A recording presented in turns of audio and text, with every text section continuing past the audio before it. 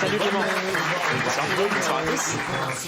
Tu vas faire plaisir à plein de monde aujourd'hui parce que tu as décidé de nous parler du débat pour la PMA pour toutes. Mais exactement. L'examen de la loi de bioéthique se poursuivait hier à l'Assemblée nationale. C'est notamment dans cette loi qu'on a l'ouverture de la procréation médicalement assistée aux couples de femmes et aux femmes célibataires. Et alors, dans ces débats, on a eu une déclaration curieuse de la députée La République En Marche, Aurore Bergé. Ni ici, ni aujourd'hui, ni demain, nous n'empêcherons de quelconque parent hétérosexuel de vouloir concevoir un enfant de manière charnelle.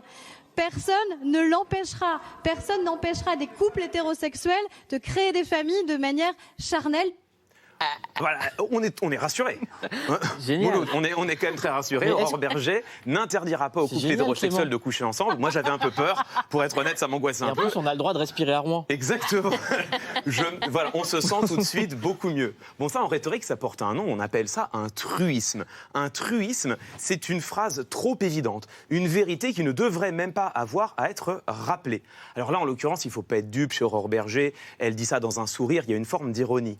En revanche, dans le débat sur la PMA, on a eu un certain nombre de truismes qui, eux, étaient beaucoup plus premier degré.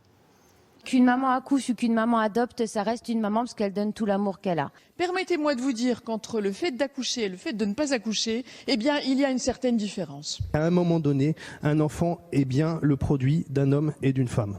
En rien, un donneur de gamètes n'est un père. En rien. Un donneur de gamètes est un donneur de gamètes. Bah voilà. Alors là, Ta chemise est sur ton t-shirt. Exactement, bien Je le dis observé. et je prends les risques. On a envie évidemment de se moquer de ce genre de phrase.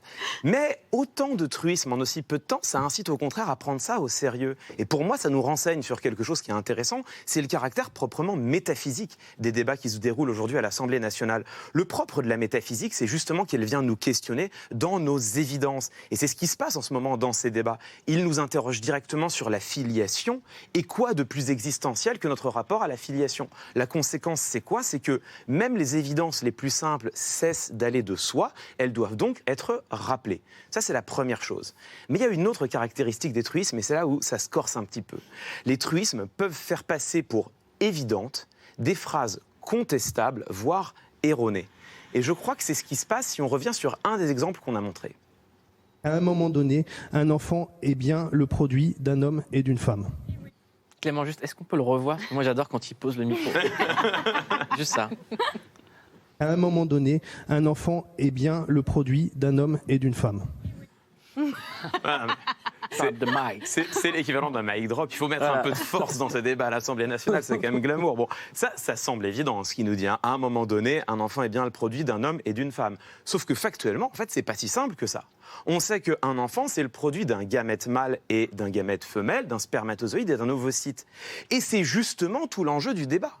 À partir du moment où on considère que la science a rendu possible l'insémination artificielle avec donneur tiers, un enfant peut être le produit d'une femme et d'une femme, voire d'une femme seule. Et donc toute la question, c'est de savoir si la loi doit l'autoriser.